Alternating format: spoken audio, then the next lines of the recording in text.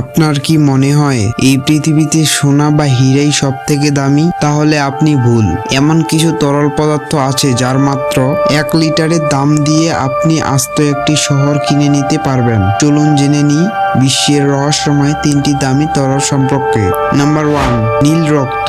শুনতে অবাক লাগলেও ঘোড়ার নালের কাঁকড়ার রক্তের রং নীল, আর এর 1 লিটারের দাম প্রায় 20 লক্ষ টাকা। কারণ এই নীল রক্ত ছাড়া বর্তমান বিশ্বের কোনো ভ্যাকসিন বা ইনজেকশন নিরাপদ কিনা তা পরীক্ষা করা অসম্ভব। নাম্বার 2, বিচ্ছুর বিষ। তবে সব বিচ্ছু নয়।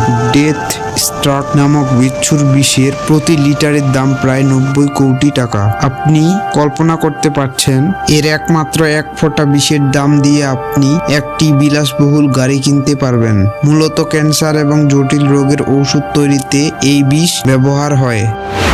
পৃথিবীর সব থেকে দামি তরল পদার্থ বলা হয় এই বস্তুটিকে, যার নাম অ্যান্টিম্যাটার।